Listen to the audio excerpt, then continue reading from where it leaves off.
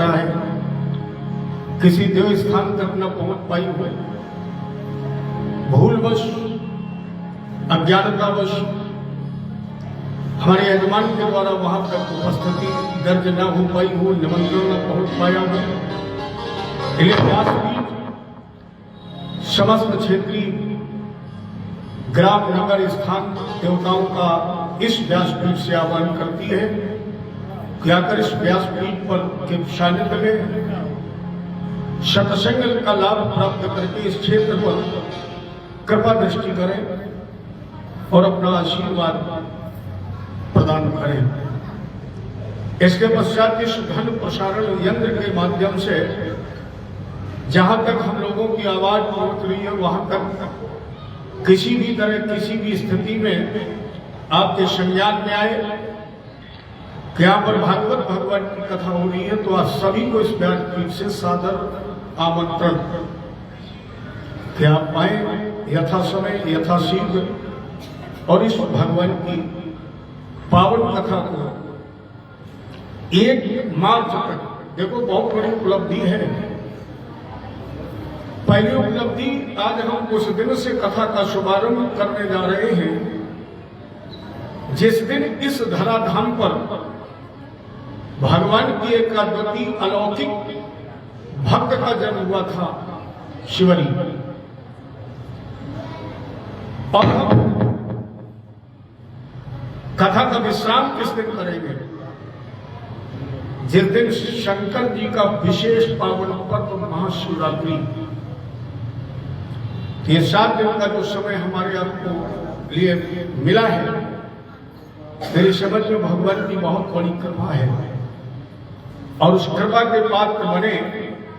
चलो पहले उन्हें बधाई दें जिनकी कृपा से पावन पुनीत समय आया, और सभी लोग हमारे साथ कहें, मुझे तूने मालिक बहुत कुछ दिया है, तेरा शुक्रिया है, तेरा शुक्रिया। मुझे तूने मालिक बहुत कुछ दिया है, तेरा शुक्रिया है, तेरा शुक्रिया। मुझे तूने मालिक बहुत कुछ दिया है, तेरा शुक्रिया है, तेरा शुक्रिया।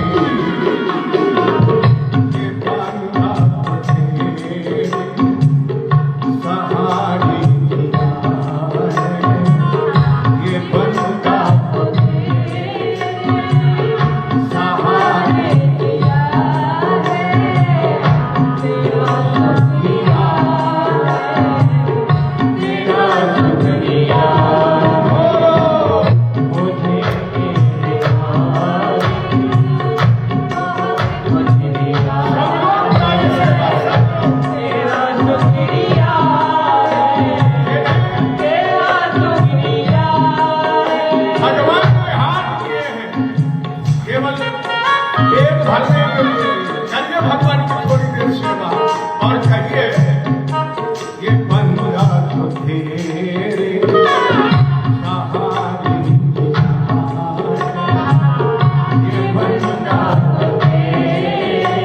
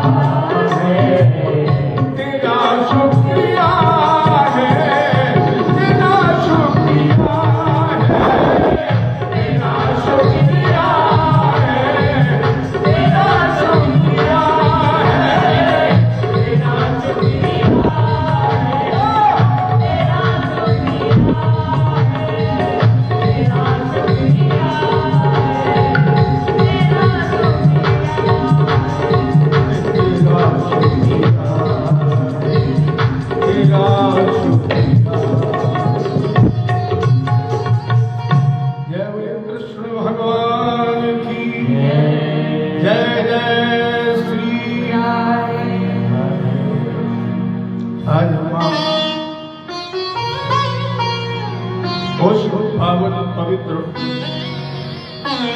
प्रांगण में उपस्थित हुए, जहां पर भगवान कृष्ण की 92वीं प्रतिमूर्ति भागवत भगवान की कथा जिसमें 12 स्कंद 18,000 श्लोक, 335 अध्याय,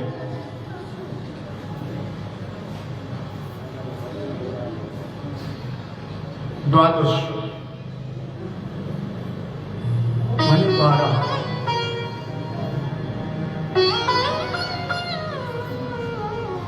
अपनी जो हिंदू संस्कृति है ना,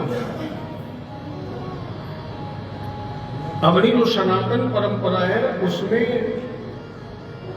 जितने भी शुभ कर्म होते हैं वो सब विषम संख्या में, जैसे 7 में, 5 में, 9 में, 11 में। फिर भागवत भगवान का लेखन 12 में क्यों हुआ गया? भगवान कृष्ण की वांग्मयी प्रतिमूर्ति है। अगर वेद व्यास जी चाहते तो इस कथा का लेखन 11 में कर सकते थे, 9 में कर सकते थे, 21 में कर सकते थे, 12 में क्यों किया? भगवान कृष्ण जब जरासंध के सामने से 18वीं बार युद्ध मैदान छोड़कर भागे और समुद्र में जाकर के उन्होंने द्वारका का निर्माण कराया, तो उसमें भी योजन है 12। इति समन्त भगवान दुर्गा 12 योजनम अंतः समुद्रे नगरे कृतस्नाद्भुतं चीकरत्। दुर्गा 12 योजनम, समुद्र के अंतस्थल में भगवान ने जिस दुर्ग का निर्माण किया है उसमें योजन है 12। और हमारे भगवान का जो मूल मंत्र है वासुदेव भगवान का, इसमें अक्षर कितने हैं? 12। सभी लोग इस मंत्र को जानते हैं, ओम नमो भगवते वासुदेवाय। 12 अक्षर हैं, अर्थात भागवत जी में 12 स्कंद हैं। भगवान का जो नगर है द्वारका, इसमें 12 योजन है, और इनका जो मूल मंत्र है उसमें भी अक्षर 12 है। क्यों? हमारे आपके शरीर में 12 अंग हैं। अगर हम इस शरीर में देखें तो 12 अंग है। 5 कर्मेंद्री, 5 ज्ञानेंद्री, 1 मन, 1 बुद्धि। कितने हो गए? 12। 5 कर्मेंद्री, 5 ज्ञानेंद्री, 1 मन, 1 बुद्धि। कितने हो गए? 12। अगर इस शरीर से इस 12 अंगों को अलग कर दिया जाए तो कुछ बचेगा? शून्य। तो हमारे भगवान कृष्ण के साकार स्वरूप के जो 12 अंग हैं, यही श्रीमद् भागवत के 12 स्कंद हैं। जैसे हमारे आपके 12 अंग हैं, उसी तरह जब हमारे बिहारी धराधाम पर साकार रूप में आए तो उनके भी 12 अंग। तो वो 12 अंग जो भगवान की वांग्मयी मूर्ति है भागवत, इसमें 12 स्कंद की जगह 12 अंग भगवान के, या द्वारका धाम के 12 योजन भगवान के 12 अंग, और वही वांग्मयी प्रतिमूर्ति भगवान कृष्ण के 12 अंग, 12 अक्षर वासुदेव भगवान के मूल मंत्र। और प्यारे जीवन में अगर कभी भागवती का दर्शन हो जाए, अब ध्यान देना, भागवत सुनने का विषय नहीं है, भागवत दर्शन करने का विषय है। मैंने आप लोगों से ही सुना है, लोग कहते हैं जब तक पंडाल में नहीं जाता हूं, जब तक व्यासपीठ के सामने नहीं बैठता हूं, या जब तक हमारी व्यास की नजर से नजर नहीं मिलती है, तब तक मुझे कथा का असली स्वाद, आनंद नहीं मिलता है। अच्छा, आंख से आंख मिलती है, आनंद मिलता है, तो आंख से सुना तो नहीं जाता है। आंख से क्या किया जाता है? देखा जाता है, दर्शन किया जाता है। अर्थात व्यासपीठ के सामने बैठ करके जब हम व्यास की वाणी से निकली हुई इस भागवत की कथा को आंखों से देखते हैं, अब आंखों से सुना भी तो नहीं जाता है, आंखों से देखा जाता है, लेकिन आंख से जब हम उस कथा को देखकर श्रवण कर लेते हैं तो आनंद की अनुभूति होती है। अगर कभी भागवत भगवान का दर्शन हो जाए, जैसे इस समय हो रहा है, अगर इस पंचभूत शरीर से कभी द्वारका धाम की परिक्रमा करने का गौरव मिल जाए, या वाणी से अपने आप हृदय के द्वारा इस मूल मंत्र का उच्चारण हो जाए, ओम नमो भगवते वासुदेवाय, तो फिर भगवान को ढूंढने की आवश्यकता नहीं है।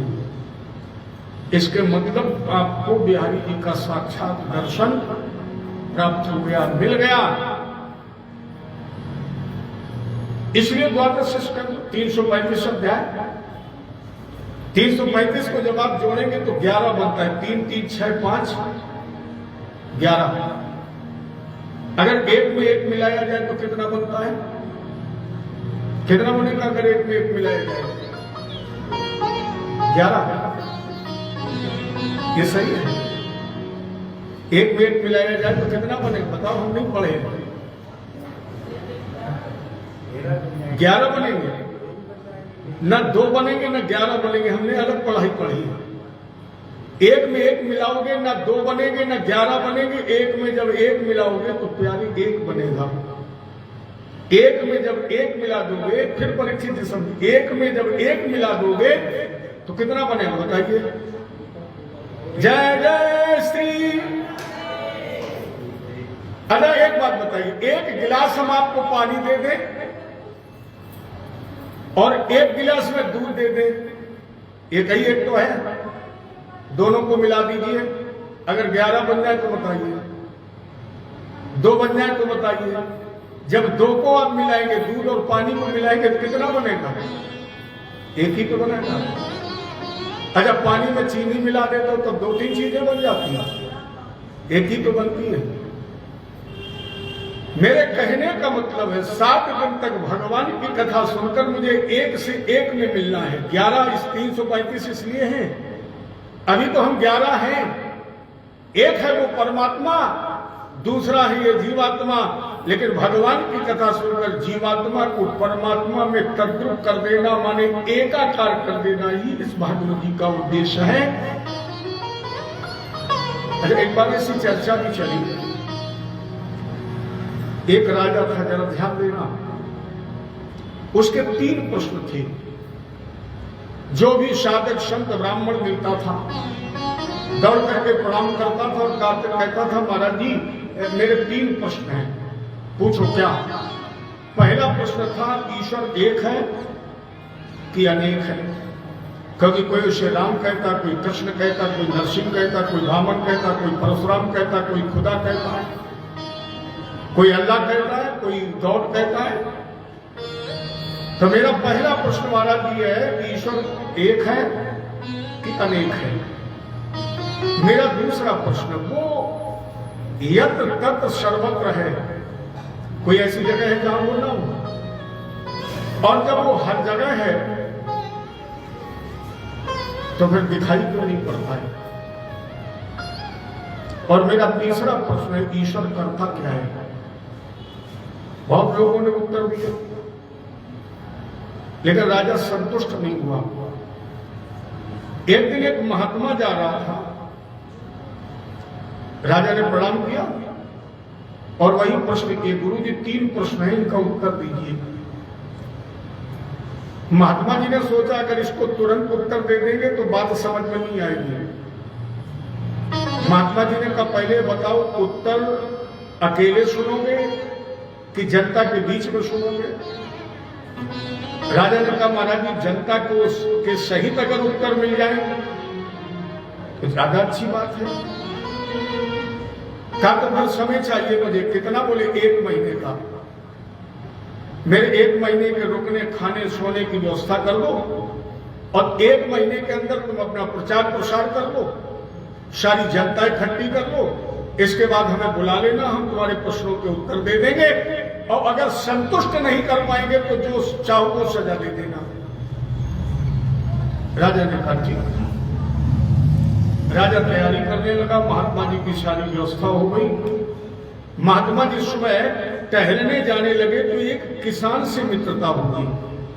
रोज निकलते थे, किसान मिलता था, अच्छी मित्रता हो गई। 15 दिन मित्रता हुई तो महात्मा जी ने कहा, मित्र मेरे लिए एक काम करोगे? किसान ने कहा, हाँ मित्र हो तो कर देंगे एक काम। महात्मा जी ने कहा, आज के 15 दिन बाद राजा के दरबार में हमें जाना है। हम ये चाहते हैं कि हम किसान बन जाए और तुम महात्मा बन जाओ। राजा प्रश्न करे, उत्तर तुम देना। किसान ने कहा, इसीलिए मित्रता की मरवा डालोगे? अरे हमने तो विद्यालय का मुंह नहीं देखा, राजा प्रश्न करेगा उत्तर नहीं दे पाएंगे, मरवाओगे? महात्मा जी ने कहा, मरोगे नहीं, ये मेरी जिम्मेदारी है और तुम्हें उत्तर भी नहीं देना है। फिर बोले, हम किसान बन करके बैठेंगे, राजा तुमसे प्रश्न करेगा तो तुम केवल इतना कहना कि इन प्रश्नों का उत्तर तो हमारे यहाँ ये हल चलाने वाला किसान देता है, तो उत्तर हम नहीं देंगे, किसान से पूछ लो। तब वो मुझसे पूछेगा, हम उत्तर दे देंगे। माने दोनों में बात निश्चित हो गई। पूरा महीना हो गया, जनता जनार्दन इकट्ठी हो गई, राजा सर्वोच्च सिंहासन पर बैठ गया। अब महात्मा किसान बना है, किसान महात्मा बना है, सभी लोग बैठे हैं। उस महात्मा ने जो किसान बना था चुपचाप बैठा, इशारा किया, मित्र। राजा ने प्रणाम किया, महाराज जी मेरे 3 प्रश्न हैं। और किसान महात्मा जी की तरफ देखा, महाराज जी बचा लेना, फंस गए हैं। राजा ने कहा, महाराज जी मेरा पहला प्रश्न, ईश्वर एक है कि अनेक है? मेरा दूसरा प्रश्न, वो सर्वत्र है तो दिखाई क्यों नहीं पड़ता है? मेरा तीसरा प्रश्न, वो करता क्या है? महात्मा जी बड़ी जोर से हंसे, बोले, ये इतने छोटे छोटे प्रश्नों के लिए तुमने इतनी व्यवस्था कर रखी है? राजा साहब मेरे इन प्रश्नों का उत्तर तो ये जो हमारा मित्र है ना हल चलाने वाले, यही उत्तर देता का, दे दो उत्तर। तो अब वो महात्मा जो किसान बना था वो करके खड़ा हो गया और डरते डरते प्रणाम किया और बोले, राजा साहब पूछो, अब हमारे मित्र का आदेश है तो हम उत्तर देंगे। क्या प्रश्न है? राजा ने कहा, मेरा प्रश्न है, ईश्वर एक है कि अनेक है? महात्मा जी ने कहा, भैया हम तो पढ़े लिखे हैं नहीं, कभी विद्यालय गए नहीं, गिनती हम जानते नहीं। ऐसा करो 100 लड्डू मंगवाओ। महात्मा जी ने सोचा कुछ खाने पीने नाश्ता की भी व्यवस्था हो जाए। 100 लड्डू मंगवाई। राजा ने एक लड्डू उठाया, मान लो केला ही मंगवा लिया, एक केला उठाया। अच्छा, आप लोगों को जब गिनती पढ़ाई जाती है तो इसको आप क्या पढ़ेंगे? एक। राजा ने कहा, ये कितना है? किसान ने पूछा, कितना? राजा बोला, एक। उसने वो केला उठाया, एक तरफ रख दिया। इसके बाद दूसरा केला उठाया और बोले, ये कितना है? तो एक के बाद कितना आता है? 2। राजा ने कहा, 2। महात्मा बोले, गलत, मेरे हाथ में केला एक ही है। एक पढ़ा तो भी एक था, 2 पढ़ेंगे तो भी एक होगा। अच्छा, 100 तक एक एक करके रखते जाओ, हाथ में कितना रहेगा? एक। प्यारे, कहने का मतलब केवल एक ये है कि आप 1 से 100 तक गिनेंगे, लेकिन तत्वता वो ईश्वर एक ही रहेगा। गिनती में हम कितने भी गिनते रहे, लेकिन वो एक था, एक है और एक ही रहेगा। दूसरा प्रश्न, अगर वो सब जगह है, बाबा लिख रहे ना, हरि व्यापक सर्वत्र समाना, हरि व्यापक सर्वत्र समाना, बराबर बराबर हर जगह, जन्म में, भक्त में, मंदिर में, मस्जिद में, गुरुद्वारे में, शमशान पर। और जब वो सब जगह है तो दिखाई क्यों नहीं पड़ता? महात्मा जी ने कहा, भाई इसके लिए भी तुम्हें कुछ करना पड़ेगा। क्या बोले? 1 लीटर दूध, 50 ग्राम चीनी। दूध आ गया, सबको दिखाया, बोले भैया इसमें क्या है? लोग बोले दूध है। अच्छा इसमें क्या है? बोले चीनी है। सभी के देखते देखते उस महात्मा ने वो चीनी दूध में डाल दी और दूध में डाल करके 2-3-4 बार हिलाई और हिलाने के बाद वो उस पात्र में देख रहे हैं, कभी इस तरह देखते कभी ऐसे देखते। राजा ने पूछा किसान से, इसमें क्या देख रहे? महात्मा जी ने कहा राजा साहब हम इसमें चीनी देख रहे हैं। चीनी नहीं दिखाई पड़ रही है। राजा ने कहा पागल हो गए हो, चीनी दूध में मिल गई है, दिखाई नहीं पड़ेगा। महात्मा जी ने कहा इसके मतलब अगर चीनी दूध में मिल गई दिखाई नहीं पड़ रही है, उसी तरह मेरा परमात्मा भी देखते देखते संसार सागर में मिल गया है, वो दिखाई नहीं पड़ रहा है। अच्छा यहां साधारण बात एक बताइए आप लोग, दुनिया में कोई ऐसी लकड़ी नहीं है जिसमें आग ना हो, लेकिन अगर आपके हाथ में लकड़ी दे दी जाए तो आग निकल आएगी? नहीं निकलेगी। आवाज होगा? नहीं होगा। दुनिया में कोई ऐसा पत्थर नहीं है जिसमें आग ना हो, लेकिन अगर आपके हाथ में पत्थर दे दिया जाए तो आग लग जाएगी। अच्छा दूसरी तरह से समझिए, हर बीज में वृक्ष है, कोई ऐसा बीज है जिसमें पेड़ ना हो? और मेरी समझ में दुनिया में सबसे छोटा बीज बरगद और पीपल का है, सबसे छोटा। और कितना विशालतम वृक्ष इसके अंदर होता है। उस छोटे से बीज के अंदर आपको वृक्ष दिखाई पड़ता है? नहीं दिखाई पड़ता है। प्यारे कहने का मतलब जिस तरह बीज में वृक्ष नहीं दिखाई पड़ता है, उसी तरह इस संसार में परमात्मा का दीदार नहीं हो रहा है। लेकिन कब होगा? जब अतिशय रगड़ करे जो कोई, अनले चंदने के होई, अतिशय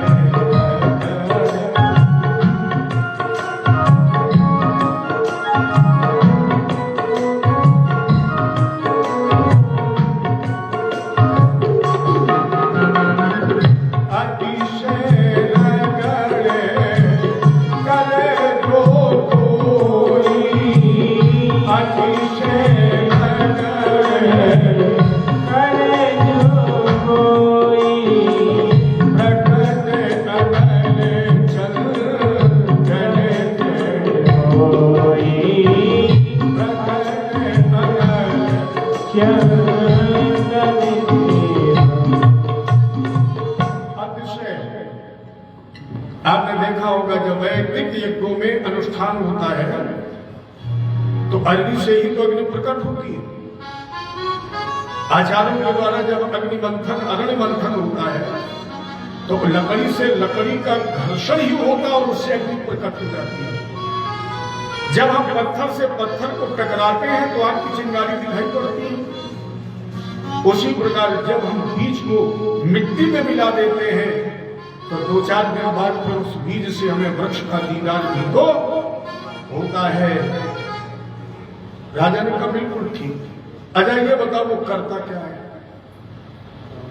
किसान बोला भाई अब ये बात ठीक नहीं है, हमने 3 प्रश्नों में से 2 के उत्तर तो दे दिए, लेकिन अब तीसरे का नहीं दूंगा क्योंकि अनीत हो रही है। राजा ने कहा अनीत कैसी? महात्मा जी बोले पूछने वाला बड़ा होता है कि बताने वाला? राजा ने कहा बताने वाला बड़ा होता, पूछने वाला छोटा। महात्मा जी ने कहा अगर पूछने वाला छोटा होता है और बताने वाला बड़ा होता तो यह अनीत नहीं है कि पूछने वाला सिंहासन पर है और बताने वाला जमीन पर खड़ा है। अब ये अनीत पहले बंद करो, बताने वाले को सिंहासन पर बैठा लो और पूछने वाले तुम हो इसलिए जमीन पर आ जाओ। राजा उतर आया, महात्मा जी को सिंहासन पर बैठाला। महात्मा जी ने कहा अब पूछो। राजा ने कहा ईश्वर करता क्या है? महात्मा जी बोले अब भी नहीं दिखाई पड़ रहा है। क्या करता है? जहां तुम बैठे थे अब हम वहां बैठे हैं और जहां हम खड़े थे वहां तुम खड़े हो, बस यही तो ईश्वर करता है। राई पे पर्वत करे पर्वत राई माई, तेरी सत्ता के बिना ही प्रभु मंगल मूल पत्ता तक हिलता नहीं, खिले नहीं को उसकी मर्जी में तो कुछ होता ही नहीं। वो जो चाहता है मन चेती नहीं होते है, प्रभु चेती तत्काल, जान चाहत आकाश बलि भेज दियो पाताल। मेरे कहने का मतलब 7 दिन तक अनवरत वो कथा सुने, जिससे हम एक से एक होकर एक ही बन जाएंगे। 18,000 श्लोक, एक इसमें ब्रह्म, एक जीव, 8 माया, 0 ब्रह्म। और जब तीनों को आप मिला देंगे तो 8 और 1 जोड़ेंगे तो कितना बनेगा? 9। और पूर्णतम पूर्णांक 9 का ही है, अर्थात इस 8 माया रूपी रचित संसार में एक जीव अगर 0 में तद्रूप हो जाएगा तो अपने आप 9 बन जाएगा, पूर्णता को प्राप्त कर लेगा। और मेरी समझ में इस कथा का उद्देश्य भी पूर्णता प्राप्त करना ही है, पूर्णतमता में अपने को समाहित कर देना ही है। इस 18,000 श्लोकों में प्रथम श्लोक अगर आपको याद है तो आप लोग मेरे साथ गाएंगे। सच्चिदानंद रूपाय विश्वोत्पत्त्यादिहेतवे तापत्रय विनाशाय श्री कृष्णाय वयं नमः। सच्चिदानंद स्वरूपाय, सच्चिदानंद का जो स्वरूप है, तो इनका प्रथम नाम सच्चिदानंद ही है। राम, कृष्ण, नरसिंह, वामन, ये नाम तो हमारे आप जैसे साधकों ने अपने अनुकूल रख लिए हैं। उनका नाम सच्चिदानंद ही है। सत धन चित्त, धन आनंद सच्चिदानंद। अच्छा, इस नाम में वाक्य कितने हैं? 3, सत, चित्त और आनंद। जब इसमें वाक्य 3 हैं तो इनके 3 स्वरूप भी हैं, ब्रह्मा, विष्णु और शंकर। विश्वोत्पत्त्यार्थ में तो 3 काम भी करते हैं, विश्व की उत्पत्ति, पालन और संहार। तापत्रय, तापत्रय 3 प्रकार के जो ताप है, जो बीमारियां हैं, इनका विनाश करने वाले श्री कृष्णाय। वाक्य में, नाम के वाक्य में पहला वाक्य है सत्य, और इनका प्रथम नाम सत्य ही है। क्योंकि चाणक्य जी ने लिखा है, सत्येन धार्यते पृथ्वी, सत्येन तप्ते रवि, सत्येन वाक् वायुष्य सर्वे सत्यम प्रतिष्ठितम। जहां तक हमारी आपकी दृष्टि पहुंच रही है, सब सत्य की धुरी पर टिका है। सत्य से हवा चलती है, सत्य से सूर्य प्रकाश देता है, सत्य से ये धुरी पृथ्वी इस पर टिकी है, सब कुछ सत्य। अगर कृष्ण जन्मोत्सव जब होता है और ब्रह्मादि देवता भगवान को बुलाते हैं तो रामकृष्ण कहकर नहीं बुलाते हो। नहीं, ये कहा है कि कन्हैया तुम आ जाओ, 9 बार सत्य कहकर बुलाया है। सत्यव्रतम सत्य परम सत्यम असत्यस्य योनिं निहितं च सत्यं सत्यस्य सत्यामृत सत्यनेत्रं सत्यात्मकं त्वां शरणं प्रपन्नम्। प्रभु आपकी प्रतिष्ठा का श्रेष्ठ साधन सत्य है। अरे बाबा भी तो लिख रहे मानस में, अरे धर्म न दूषरो,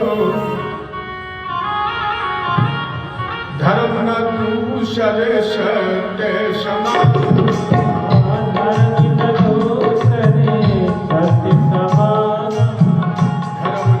दूषरे सत्य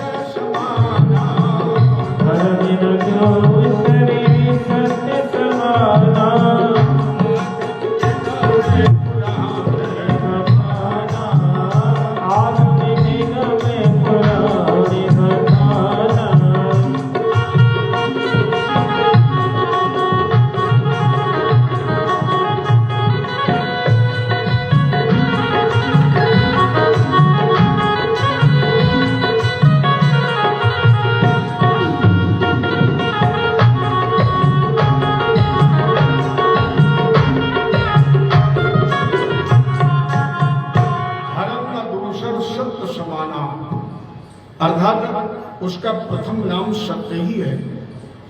दूसरा नाम है चित माने प्रकाश, जो अपने आप में स्वयं प्रकाशित है, जो संपूर्ण जगत व्यवहार को प्रकाशित कर रहा है, वो दूसरा अक्षर है नाम चित। और तीसरा वाक्य है आनंद। भैया आप विश्व की डिक्शनरी को खोल कर देखें, एक दो नहीं, पूरे विश्व की डिक्शनरी, आपको आनंद का विलोम नहीं मिलेगा।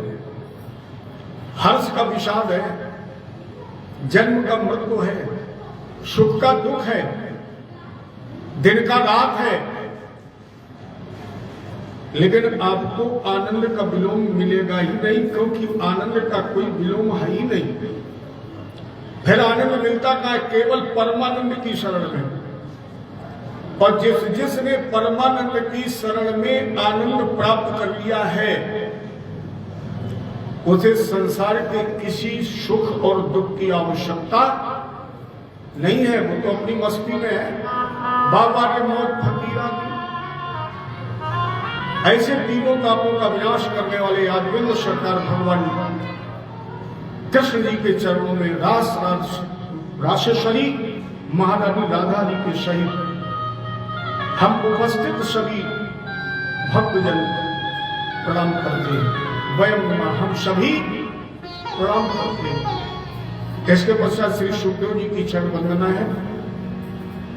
यम प्रव्रजन्तमनुपेतमपि दैवायनो विरह कातर आजुभाव पुत्रेत तन्मे कया सर्वोभिने दुष्टम सर्वभूत हृदय मुदमान तूष्णी। परम अवधूत संस्कार शून्य अजान बाहु, जिन्होंने अपने मां के गर्भ को ही 12 वर्ष तक साधना का मंदिर बना लिया है, जिन्होंने अपने में अपने पिता को तन्मय कर लिया है, ऐसे राधा जी के कृपा पात्र शिष्य, शिव की वाणी से अमर कथा सुनने वाले श्री सुखदेव जी महाराज के चरणों में जन्मत ही जग दुख निरख नरा लपेटे अंग भाग चले सुखदेव जी लगे पिताजी संग। ऐसे श्री सुखदेव जी महाराज के चरणों में हमारा पूरा प्रणाम नमन नमस्कार। इसके बाद आधार बनाया गया इस कथा का नैमिष। बगैर नैमिष के किसी धार्मिक अनुष्ठान की पूर्णता असंभव है। जैसे हम आप अपने यहाँ अगर सत्यनारायण भगवान की भी कथा कराते हैं तो सबसे पहले नैमिष का ही नाम आता है। एकदा नैमिषारण्ये, एक बार नैमिष में। उसी प्रकार भागवत जी का भी शुभारंभ नैमिष है। और कोई ऐसा पुराण नहीं है जिसमें नैमिष की प्रमाणिकता न हो। जैसे देवी भागवत में प्रमाण है, इसका नाम नैमिष क्यों पड़ा? इसमें इस पृथ्वी पर अधर्म अन्याय अनीति, तो संत जन पहुंचे ब्रह्मा जी के पास। महाराज जी अब हमारा निवास कहाँ हो? क्योंकि कलयुग धर्म न ज्ञान विवेक, कलयुग न धर्म है न ज्ञान है न विवेक है। तो ब्रह्मा जी के पास एक चक्र था, मनोमय चक्र। ब्रह्मा जी ने उस चक्र को छोड़ा था, तुम इसके पीछे पीछे जाओ। जहां जाकर इस चक्र की निम रुक जाए, निम कहते हैं धुरी को, जहां पर इस चक्र की निम रुक जाए उस क्षेत्र में तुम प्रवेश कर जाना, वहां कलयुग का प्रवेश नहीं होगा। तो आगे आगे चक्र चलाओ। इसी सीतापुर जिले में आकर जहां पर इस चक्र की निमी रुकी, अगर आप लोगों ने कभी नैमिष का दर्शन किया होगा या आप कभी जाएं तो वहां देखना जो मुख्य तीर्थ है वो चक्र कुंड ही है। मुख्य तीर्थ चक्र कुंड, और वही ललिता देवी जी का दर्शन होता है। तो जहां पर आकर इस चक्र की निम रुकी, उस निम से उस स्थान का नाम नैमिष पड़ा। ये देवी भागवत में प्रमाण है। बड़ा पुराण के अंदर एक गद्य कथा है। यहाँ पर एक गौरव नाम के महात्मा तपस्या करते हैं। साम्राज्य असुरों का था।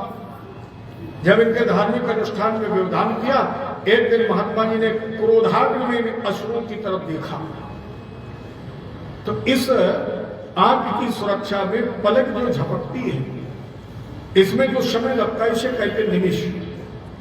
एक निमिष मात्र में महात्मा जी ने जहां पर इन असुरों का संहार कर दिया, उस निमिष से उस स्थान का नाम नैमिष पड़ा।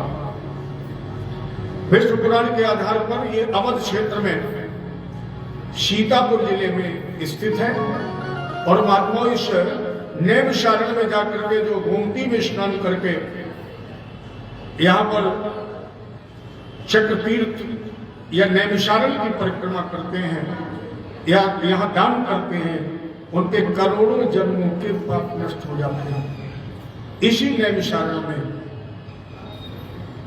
88,000 संत प्रधान शौनकी सत्संग चल रहा था। वहां पर एक दीवा संत जिनका नाम था सूर्य, इनको उच्च आसन पर महात्मा में चक्रानुसारेण हमेशा चर्चा होती रहती है। तो आज सूत जी की स्थिति आ गई, इसलिए उन महात्माओं ने व्यासपीठ पर सूत जी को बैठाला, तिलक दिया, पूजन किया और पूजन करने के बाद शौनक जी ने कुछ जिज्ञासाएं रखी। कहा महाराज जी, नैमिषे सूतमासीन विवाद महामति कथामृत रस स्वादे कुशलो शौनको सुबदी अज्ञान भांत विध्वंस कोटि सूर सम प्रभु सूताख्याहि कथा सारम मम कर्ण रसायनम। महाराज जी, आज आप व्यासपीठ पर प्रतिष्ठित हैं, सबसे युवा संत हैं। हालांकि यहां तो इतनी उम्र के संत बैठे हुए हैं जिनकी उम्र की गणना नहीं हो सकती, लेकिन युवा संत आज प्रतिष्ठित किए गए। या ये कह दिया जाए कि बोलने के लिए युवा अवस्था अच्छी है, तो बोलने के लिए बल चाहिए। तो एक युवा संत को व्यासपीठ पर बैठाना और कहा वो ज्ञान की ज्योत जलाइए जिससे अज्ञानता का विध्वंस हो जाए।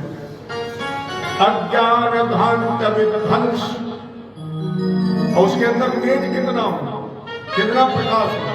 कोट सूर्य, एक दो नहीं, कोट माने करोड़, कोट माने प्रकाश, करोड़ों सूर्य के समान प्रकाश, तेज। लेकिन उस तेज में जलन न हो, उसमें दाहकता ना हो। क्या हो? रस, अमृत। बिल्कुल ऐसे जैसे भयंकर सर्दी में अगर आग जल रही हो और उसके किनारे आप बैठे हो तो आपको तपन महसूस नहीं होगी, आग में आपको आनंद मिलेगा।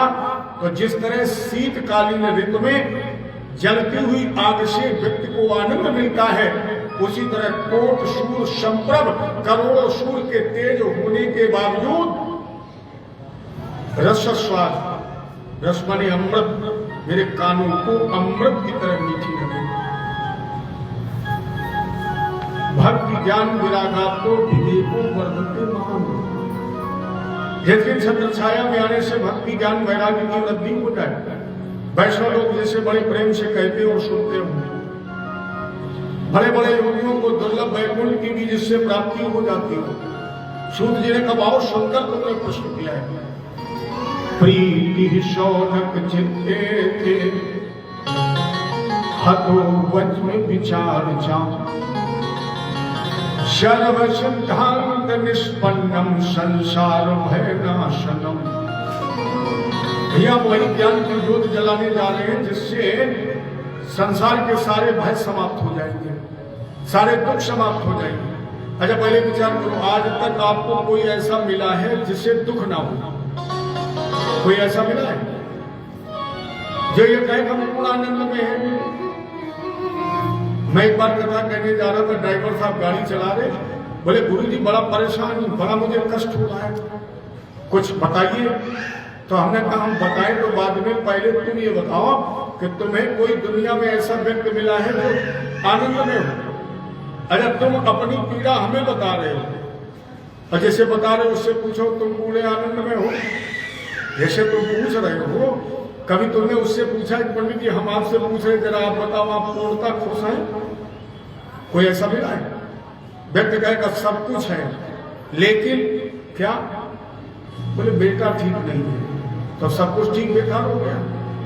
एक ना एक दुख, एक ना एक पीड़ा, एक ना एक दर्द सबके पास है। क्यों? हम संसार में आनंद ढूंढ रहे, कहां सुख ढूंढ रहे? बोले बेटा हो जाए। अच्छा बेटा हो गया, सुख मिलेगा? जिनके हम से पूछो में सुख है? यही तो दुनिया का नियम है। जो निर्धन है वो भी रो रहे हैं, जो धनवान है वो भी रो रहे हैं। जो एक दिन किराए पर रहते थे, फुटपाथ पर रहते हैं, वो भी रो रहे हैं। जिन्होंने 4 मंजिल का मकान बना लिया वो भी रो रहे हैं।